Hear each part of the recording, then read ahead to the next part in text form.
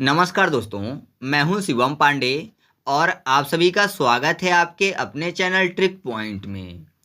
दोस्तों, आज हम लोग इस वीडियो में मध्य प्रदेश के महत्वपूर्ण आदिवासी व्यक्तित्व के बारे में पढ़ने वाले हैं। साथ ही मैं आपको बता दूं कि जितनी भी चीज़ें हो सकेंगी मैं आपको ट्रिक के माध्यम से भी याद करवाऊंगा, जिससे कि आपके दिमाग में एक फिगर बन सके। ठीक है, तो देरी ना करते हुए चलिए इस वीडियो को शुरू करते हैं। सबसे पहले बात कर लेते हैं टाट्या भील की। जो टाट्या भील हैं, इनका जन्म 1842 में खंडवा के बरदा गांव में हुआ था। यह गुरिल्ला युद्ध के विशेषज्ञ थे और 4 दिसंबर 1989 में इनको फांसी दे दी गई थी। और याद रखिएगा कि इनको भारत का रॉबिन हुड कहते हैं। और पाताल पानी जो रेलवे स्टेशन, उसका नाम बदल के टाट्या मामा रेलवे स्टेशन कर दिया गया है।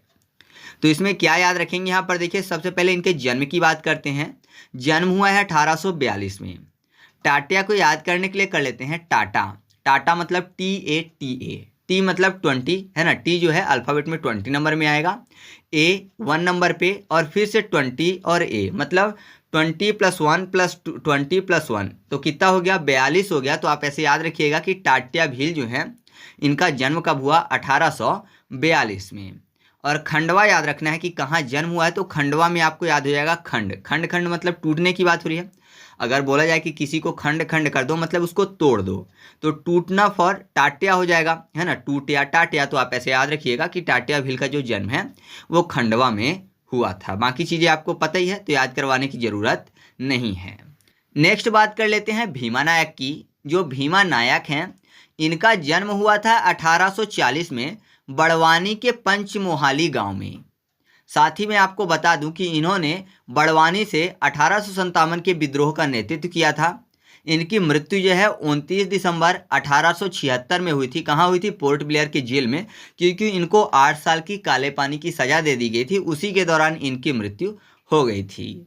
इसके अलावा इनको निमाड़ के रॉबिन हुड के नाम से जाना जाता है और अम्बा पानी के युद्ध में इन्होंने महत्वपूर्ण भूमिका निभाई थी। अब देखिए यहाँ पर लिखा हुआ है भीमा, यानी भीम की बात हो रही है। भीम मतलब बड़ा शरीर। जैसे कि पांडवों में भीम थे तो उनका शरीर कैसा था, बड़ा था। तो आप ऐसा मान लीजिए कि भारी शरीर वाले, मतलब उनको क्या बोला जाएगा, भीम बोला जाएगा। तो अगर भारी शरीर वाले कहीं पर चलेंगे तो जाहिर सी बात है वो तोड़ते फोड़ते चलेंगे, है ना। अगर चीज़ें उनके सामने आ जाएंगी, जैसे पत्थर आ गया बड़ा सा, तो तोड़ते फोड़ते चलेंगे। उनको पैर मार देंगे जोर से तो पत्थर जो है फूट जाएगा, टूट जाएगा। तो तोड़ते फोड़ते चलेंगे, फोड़ते फॉर 40। तो आप ऐसे याद रखिएगा कि 1840 में इनका जन्म हुआ। और बड़वानी में बड़ा शब्द आपको मिल जाएगा। तो भीम शरीर है मतलब बड़ा शरीर है, या फिर बड़वानी नहीं याद रखना है, पंचमोहाली याद रखना है। तो पंचमोहाली में पंच यानी 5 शब्द मिल जाएगा। तो तोड़ते फोड़ते चलेंगे कैसे, पंच मारकर। या फिर पांडवों में जो भीम थे 5 भाई थे, है ना। पांडवों में भीम 5 भाई कुल थे। तो आप ऐसे याद रख सकते हो 5 फॉर पंच मोहाली गांव। ठीक है, तो ये चीज़ आपको याद रखना है। बाकी मैंने आपको बता दिया कि जन्म इनका कहाँ हुआ, बड़वानी से। तो इन्होंने बड़वानी से 1857 के विद्रोह का नेतृत्व भी किया था। ठीक है, और बड़वानी मतलब निमाड़ वाला क्षेत्र। तो निमाड़ के रॉबिन हुड भी इनको बोला जाता है। नेक्स्ट है ख्वाजा नायक। और ख्वाजा नायक के बारे में आपको ये याद रखना है कि इनका जन्म हुआ था 1830 में। कहाँ हुआ, तो निमाड़ के सागरी गांव में। और इनकी मृत्यु हुई थी 11 अप्रैल 1858 में। कैसे याद रखेंगे, यहाँ पर देखिए ख्वाजा नायक शब्द लिखा हुआ है। ख्वाजा में आपको शब्द मिल जाएगा खाजा, यानी कोई बोला है कि इस चीज़ को खा जाओ। तो खाएंगे मतलब टेस्ट करेंगे, और टेस्ट में आपको 30 शब्द मिल जाएगा। ठीक है, टेस्ट करना 30, टीस्ट 30, 30 यानी 1830। तो आप ऐसे याद रखिएगा कि इनका जन्म कब हुआ, 1830 में। और कौन सी चीज़ को नहीं खाएंगे, जो कड़वी रहेगी। और कड़वा क्या रहेगा, नीम। नीम फॉर निमाड़। तो आप ऐसे याद रखिएगा कि जन्म कहाँ हुआ इनका, निमाड़ में 1830 में। ठीक है, आगे बढ़ते हैं। नेक्स्ट है रानी आवंतीबाई। जो रानी आवंतीबाई हैं, इनका जन्म 16 अगस्त 1831 में सिवनी के मनखेड़ा गांव में हुआ था।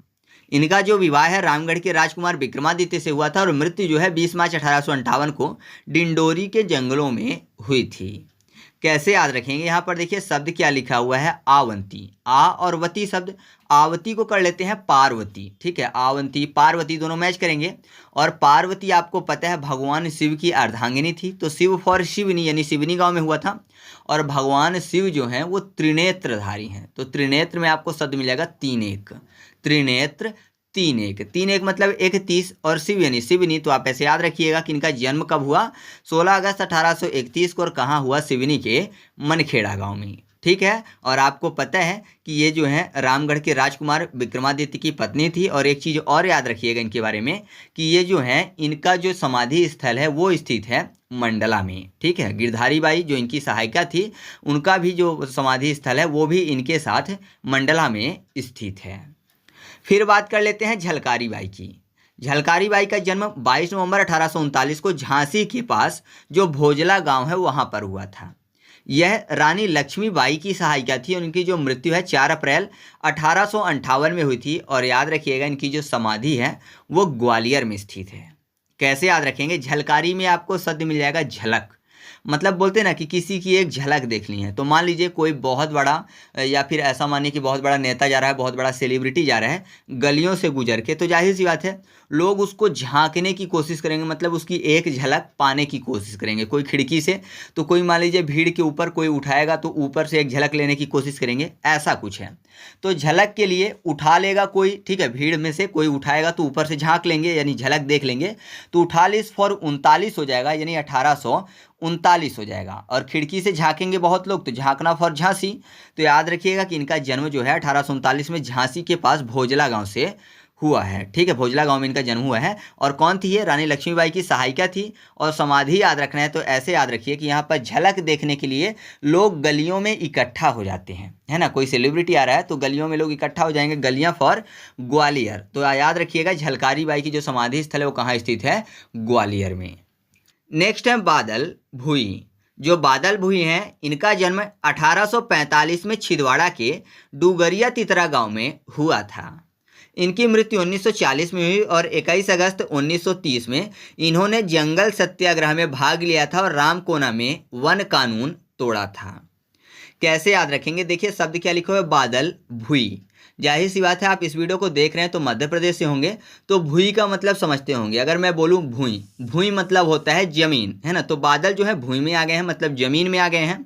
तो आप ऐसा मानिए कि अगर बादल जमीन में आ जाएंगे, भुई में आ जाएंगे, तो लोग उन्हीं से पानी पिएंगे, है ना। क्यों, क्योंकि बादलों में पानी होता है तो बादल में छेद करके पानी निकालेंगे। तो पानी पीते हैं बादलों का, उसमें छेद करके अगर भूमि में आ जाए बादल तो पीते फॉर 45 और छेद करना फॉर छिंदवाड़ा। तो याद रखिएगा जन्म कहाँ हुआ, छिंदवाड़ा में। कब हुआ, 1845 में।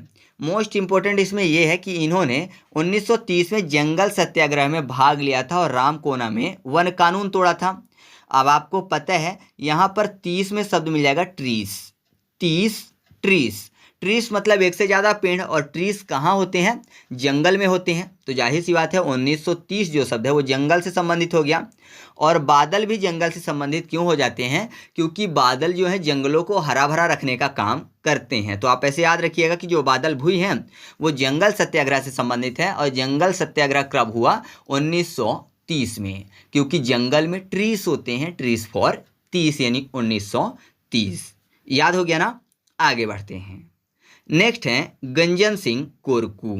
जो गंजन सिंह कोरकू हैं इनके बारे में आपको केवल ये याद रखना है कि इन्होंने अगस्त 1930 में बैतूल के घोड़ा डोगरी के जंगल सत्याग्रह का नेतृत्व किया था और 1936 में इनकी मृत्यु हो गई थी। तो कुल मिलाकर ये भी जंगल सत्याग्रह से संबंधित है, तो इनको भी याद रखना आसान हो जाएगा। बाकी मैंने आपको ये तो बता दिया कि जंगल सत्याग्रह 30 में हुआ, 1930 में। अब देखिए गंजन में आपको शब्द मिल जाएगा गा, जा और ना। तो ऐसा करिए, जा जो बीच में लिखा हुआ है उससे उल्टा पढ़ते हैं, जा के बाद गा पढ़ते हैं। तो क्या हो जाएगा, जा गा, और ला जोड़ दें तो क्या हो जाएगा, जंगल। तो कुल मिलाकर जो गंजन सिंह कोरकू हैं वो जंगल से संबंध रखते हैं, यानी जंगल सत्याग्रह से संबंध रखते हैं। और जंगल सत्याग्रह कब हुआ, 1930 में, क्योंकि जंगल ट्रीज से बनते हैं। ठीक है, तो ये भी आपका क्लियर हो रहा है। तो आगे बढ़ते हैं। नेक्स्ट हैं रानी दुर्गावती। जो रानी दुर्गावती हैं इनका जन्म 1524 में महोबा में हुआ और ये गोंड जनजाति से संबंधित हैं। ठीक है, तो इनके बारे में केवल यही ध्यान रखना है। तो कैसे याद रखेंगे, दुर्गावती में दुर्गा शब्द मिल जाएगा, दुर्गा माता गॉड हैं, तो गॉड हैं फॉर ये गोंड जनजाति आपको याद हो जाएगा। तो याद रखिएगा कि रानी दुर्गावती जो हैं गोंड जनजाति से संबंध रखती हैं। और अगर इनके जन्म का वर्ष याद रखना है तो ऐसे याद रखिए, दुर्गा में दुर्ग शब्द मिल जाएगा, दुर्ग मतलब किला, और किला जो है लॉक करना है तो जाहिर सी बात है चाबी चाहिए, ताला लगाने के लिए चाबी चाहिए, चाबी फॉर 24 यानी 1524। तो याद रखिएगा कि इनका जन्म जो है 1524 में हुआ था। कहाँ हुआ? महोबा में, और ये गोंड जनजाति से संबंध रखती हैं। फिर नेक्स्ट है ठक्कर बप्पा। तो ठक्कर बप्पा के बारे में कुछ भी बताने की जरूरत नहीं है, सबको पता है, सबने पढ़ा ही होगा इनके बारे में बहुत ज़्यादा डिटेल में। तो जो ठक्कर बप्पा है इनको क्या बोला जाता है? आदिवासियों का मसीहा, और इनका पूरा नाम है अमृतलाल ठक्कर। ठीक है, तो प्यार से इनको क्या बोला जाता है? ठक्कर बप्पा। तो कुछ भी बताने की जरूरत नहीं है, सबको पता है कि इनको आदिवासियों का मसीहा कहते हैं। फिर अगली है गिरधारी बाई। और गिरधारी बाई जो हैं इनके बारे में याद रखिएगा कि ये रानी अवंती बाई की सहायिका है, मैंने आपको पहले ही बताया। और इनका जो समाधि स्थल है वो मंडला में स्थित है। तो देखिए क्या लिखा हुआ है यहाँ पर, गिरधारी बाई है ना, गिर को धारण करने वाली हैं। और यहाँ पर देखिए समाधि इनकी कहाँ है? मंडला में। तो कुल मिलाकर ऐसा समझिए कि गिर गया कोई धारदार चीज़ में, है ना, कोई धारदार चीज़ है तो उसमें कोई गिर गया तो जाहिर सी बात है उसकी जान चली जाएगी। और जान जाने से संबंधित यहाँ पर मर्डर भी लिखा हुआ है, मर्डर फॉर मंडला। तो याद रखिएगा जो गिरधारी बाई हैं इनका समाधि स्थल कहाँ है? मंडला में। ठीक है, और गिर जाएंगे धारी में तो अब अंतिम हो जाएगा, तो अब अंति फॉर अवंती बाई, यानी ये अवंती बाई की सहायिका भी थी। नेक्स्ट है राजा नरेश चंद्र सिंह। जो राजा नरेश चंद्र सिंह हैं ये रामगढ़ के राजा थे। और मैं आपको बता दूं कि ये मध्य प्रदेश के प्रथम आदिवासी जनजाति कल्याण मंत्री थे। और मोस्ट इंपॉर्टेंट चीज़ इनके बारे में ये है कि ये मध्य प्रदेश के पहले आदिवासी मुख्यमंत्री भी थे। हालांकि ये 1969 में केवल 13 दिन के लिए बने थे, लेकिन ये कुल मिलाकर आप कह सकते हो कि मध्य प्रदेश के पहले मुख्यमंत्री भी थे। तो कैसे याद रखेंगे? यहाँ पर देखिए राजा नरेश चंद्र लिखा हुआ है। नॉर्मली राजा थे ये, इसलिए राजा लिखा हुआ है, लेकिन इनके नाम में भी नरेश, नरेश मतलब राजा होते हैं, है ना, तो इनका नाम भी नरेश है, राजा है। और आपको पता है सभी राजा जो हैं वो किसको फॉलो करते हैं? राम भगवान को, है ना, राम राज होना चाहिए सभी बोलते हैं। तो सभी राजा जो हैं राम भगवान को फॉलो करते हैं, क्योंकि ये बोला जाता है कि राम भगवान के राज में किसी को कोई भी तकलीफ नहीं थी, सब खुशहाल थे। तो राम भगवान को फॉलो करते हैं। तो याद रखिएगा कि ये रामगढ़ के राजा थे, और राजा हैं तो मंत्री भी होंगे। आपने एक खेल खेला होगा, राजा मंत्री चोर सिपाही, तो राजा के बाद मंत्री आएंगे, तो आप ऐसे याद रखिएगा कि ये मध्य प्रदेश के मुख्यमंत्री भी थे। ठीक है, तो क्लियर हो रहा है, कुछ अलग से बताने की जरूरत बिल्कुल भी नहीं है। नेक्स्ट है शंकर शाह। जो शंकर शाह हैं ये रानी दुर्गावती के वंशज थे, यानी ये गोंड घराने से संबंध रखते थे। जन्म हुआ 1773 में गढ़मंडला में। 1857 की क्रांति में इन्होंने जबलपुर से नेतृत्व किया था। और इनकी मृत्यु हुई थी 18 सितंबर 1857 को। और कैसे हुई थी? तो तोप के मुहाने में बांधकर, यानी तोप का जो मुंह होता है उसमें बांधकर अंग्रेजों द्वारा इनको उड़ा दिया गया था। तो इस प्रकार से इनकी मृत्यु हुई थी। कैसे याद रखेंगे? शंकर को याद करने के लिए शक्कर कर लेते हैं। ठीक है, और यहाँ पर देखिए 1773 में आपको शब्द मिलेगा साती, याद करने के लिए कर लेते हैं सत्तू।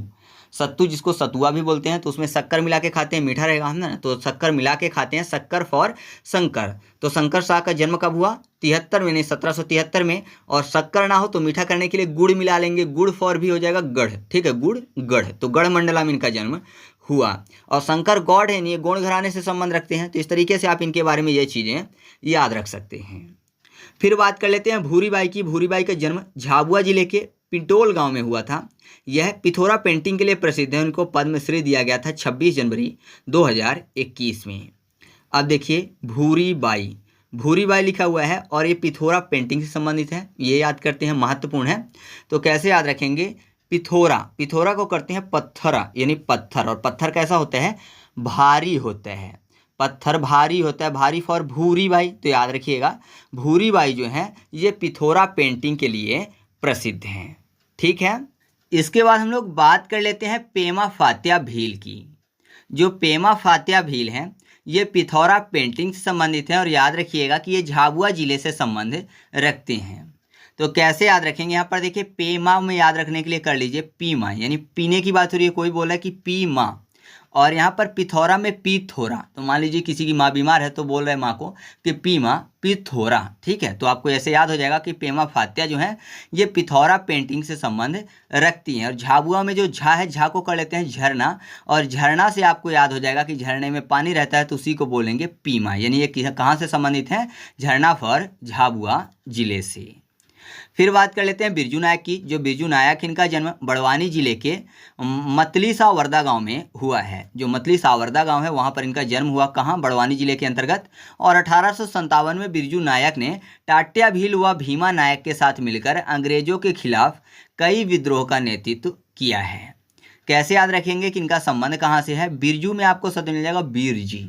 वीर जी बोलते हैं पंजाबी भाषा में। वीर जी मतलब बड़े भाई की बात हो रही है ना। वीर जी बड़े भाई, बड़े फॉर बड़वानी जिला। तो आप ऐसे याद रखिएगा कि ये कहाँ से संबंध रखते हैं?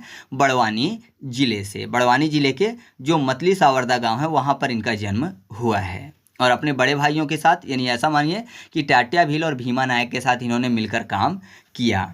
फिर बात कर लेते हैं मंजू ओझा की। जो मंजू ओझा हैं ये बैतूल जिले के घोड़ा डूंगरी इलाके से संबंध रखते हैं। 1942 में भारत छोड़ो आंदोलन में महत्वपूर्ण भूमिका निभाई थी और उनकी मृत्यु 28 अगस्त 1981 में घोड़ा डूंगरी बैतूल में हुआ है। तो कैसे याद रखेंगे? मंजू को याद करने के लिए मंजन कर लेते हैं, ठीक है। और कहाँ से संबंध रखते हैं? बैतूल। तो बैतूल को याद करने के लिए दातून, ठीक है। बैतूल दातून, दातून का नाम मंजन करना है। तो आप ऐसे याद रखिएगा मंजू ओझा जो है वो बैतूल जिले के घोड़ा डूंगरी इलाके से संबंध रखते हैं। और यहाँ पर अगर ये याद रखना है कि ये 1942 में भारत छोड़ो आंदोलन में इन्होंने महत्वपूर्ण भूमिका निभाई, तो ऐसा आप कह सकते हो कि यहाँ पर मंजन शब्द लिखा हुआ है, ठीक है। मतलब बोले कि मान जा, मंजन मान जा, मंजू मान जाओ, है ना। मान जाओ शब्द बोले ना, मान जाओ अंग्रेजों को बोले थे, नहीं तो बलि दे देंगे। मान जाओ, मेरा देश छोड़ के चले जाओ, नहीं तो सबका यहीं पर बलि दे देंगे। बलि दे देंगे मतलब मार डालेंगे। तो बलि फॉर 42 यानी 1942 अर्थात भारत छोड़ो आंदोलन से संबंध रखते हैं, क्योंकि इन्होंने क्या बोला था कि मान जाओ, भारत को छोड़ दो, नहीं तो बलि दे देंगे, ठीक है। इसके बाद हम लोग बात कर लेते हैं भज्जू सिंह श्याम की। इनका जन्म 1971 में डिंडोरी जिले के पाटनगढ़ गांव में हुआ था, जिसको विलेज ऑफ पेंटिंग के नाम से जाना जाता है। और याद रखिएगा कि यह मध्य प्रदेश के गोंड प्रधान समुदाय से संबंध रखते हैं और 2018 में इनको पद्मश्री दिया गया है गोंड पेंटिंग के लिए। तो भज्जू सिंह श्याम, भजो श्याम यानी भजो श्याम का नाम। और भगवान का नाम लोग कब जपते हैं? जब खतरा होता है तो भजते हैं श्याम का नाम, जब खतरा हो, खतरा फरे खतरा, यानी 1971। भज्जी बोलते हैं हरभजन सिंह को, जो कि क्रिकेट में पहले बॉलिंग करते थे, है ना। हरभजन सिंह तो बैटर के डंडे उखाड़ देते थे, है ना, विकेट उखाड़ देते थे, डंडे उखाड़ देते थे। डंडा फॉर डिंडोरी, तो ये डिंडोरी जिले से संबंध रखते हैं। और इनको पद्मश्री कब मिला? 2018 में। और गोंड पेंटिंग के लिए तो भजो श्याम का नाम, श्याम गॉड है तो गोंड पेंटिंग हो जाएगी। और पद्मश्री आपको पता है कि पद्म भूषण, पद्म विभूषण के बाद तीसरा सबसे सर्वोच्च पुरस्कार है। तो 2018, 18 मतलब 18, तो 18 में आपको समझ मिल जाएगा ये 3। तो भज्जीपा जो थे ये 3 डंडे उखाड़ देते थे। 3 होते हैं ना डंडे, स्टम्प, तो 3 डंडे उखाड़ देते थे और श्री को कर लेना है 3, ठीक है। तो ये भी पद्मश्री जो है 2018 में इनको दिया गया था। और किस लिए दिया गया था? गोंड पेंटिंग के लिए, ठीक है। फिर बात करते हैं सीताराम कंवर की। इनका जो संबंध है मध्य प्रदेश के बड़वानी जिले से है और यह गोंडवाना साम्राज्य जबलपुर के शंकर शाह रघुनाथ शाह के गुप्तचर सेना के प्रमुख थे। और याद रखिएगा इन्होंने 1857 में होलकर रियासत नर्मदा नदी के दक्षिण में अंग्रेजों के खिलाफ भीषण विद्रोह का नेतृत्व किया था। तो मुख्य रूप से क्या याद रखना है कि ये कहाँ से संबंध रखते हैं? तो बड़वानी जिले से। अब देखिए सीताराम कंवर, सीताराम में आपको शब्द मिल जाएगा राम। और आपको पता है राम भगवान जो कि कुंवर थे, राजकुमार थे, जब तक वो राजा नहीं बने थे। और राजा वो क्यों बने? क्योंकि वो बड़े भाई थे, है ना। तो राम भगवान कुंवर थे और वही राजा महाराजा बनेंगे क्योंकि बड़े भाई थे, बड़े फॉर बड़वानी। तो याद रखिएगा इनका संबंध कहाँ से है? बड़वानी जिले से है। इसके बाद हम लोग बात कर लेते हैं अर्जुन सिंह ध्रुवे की। जो अर्जुन सिंह ध्रुवे हैं इनका जन्म 12 अगस्त 1953 को डिंडोरी में हुआ और यह बैगा जनजाति से संबंधित हैं। और 2022 में इनको पद्मश्री पुरस्कार और 1993-94 में इनको तुलसी सम्मान से सम्मानित किया गया था। कैसे याद रखेंगे? अर्जुन की बात हो रही है और आपको पता है अर्जुन बहुत ही महान धनुर्धर थे। मतलब वो धनुष तीर चलाते थे, तीर फॉर तिरपन। और तीर में आपको पता है उसको चलाने के लिए धनुष की जो डोरी है उसको पीछे खींचनी पड़ती है। तो डोरी फॉर डिंडोरी, डोरी से ही तीर आगे जाता है। तो डिंडोरी जिले से ये संबंध रखते हैं। और आपको पता है तीर जो है पीछे बैग टाइप का रहता है तो उसमें डाल के रखते हैं ना सभी धनुर्धर। तो तीर जो है बैग में डाल के रखते हैं, बैग फॉर बैगा जनजाति। तो याद रखिएगा कि ये बैगा जनजाति से संबंधित हैं। इसके बाद हम लोग बात कर लेते हैं नीलेश देसाई की। यह 1987 से भील समुदाय के लोगों के उत्थान के लिए कार्य कर रहे हैं और इनको जमनालाल बजाज अवार्ड भी दिया गया है। कब? 2021-22 में। तो ट्रिक से बताने की कोई जरूरत नहीं है, आप याद रखिएगा कि ये क्या करते हैं? भील समुदाय के लोगों के उत्थान के लिए कार्य करते हैं। फिर बात करते हैं रानी कमलापति की। रानी कमलापति जो है इनका जन्म 16वीं शताब्दी में सलकनपुर, जो कि सीहोर जिले के अंतर्गत आता है, वहाँ पर हुआ था। और यह गिन्नौरगढ़ के राजा निजाम शाह की पत्नी थी। और हबीबगंज जो रेलवे स्टेशन है उसका नाम बदलकर क्या कर दिया गया है, Rani Kamlapati railway station. Habibganj railway station Bhopal में स्थित है, ठीक है, तो उसी का नाम अब बदल के कर दिया गया है रानी कमलापति। और याद रखिएगा कमलापति महल जो है, तो कमलापति महल का जो है वो भोपाल के निजाम शाह द्वारा बनवाया गया है। किसके लिए, रानी कमलापति के लिए। तो कैसे याद रखेंगे, यहाँ पर देखिए सीहोर में आपको शब्द मिल जाएगा सोहर, कमलापति में कमल के बाद पति, तो पति मतलब मुस्लिम शब्द में सोहर बोलते हैं ना, जो उर्दू शब्द है वहाँ पर पति को क्या बोलेंगे, सोहर बोलते हैं। तो इनका जन्म कहाँ हुआ था, सीहोर में। अब क्योंकि रानी है कमलापति, तो जाहिर सी बात है इनके जो पति हैं वो भूप होंगे, राजा होंगे, भूप फॉर भोपाल, तो ये भोपाल से संबंध रखते हैं इनके पति। और भोपाल में क्या स्थित है, रानी कमलापति महल भी, ठीक है। तो इनके बारे में आपको केवल इतनी ही चीज़ें याद रखनी है। इसके बाद हम लोग बात कर लेते हैं कांतिलाल भूरिया की, जिनका जन्म 1950 में झाबुआ में हुआ। और याद रखिएगा इन्होंने झाबुआ से 1998, 1999 और 2004 में और रतलाम से 2009 में लोकसभा चुनाव जीता था। और ये कांग्रेस पार्टी से संबंध रखते थे। तो इनके बारे में कुछ खास आपको याद रखने की जरूरत नहीं है, केवल ये याद रखिए कि ये कहाँ से संबंध रखते हैं, तो झाबुआ से संबंध रखते हैं।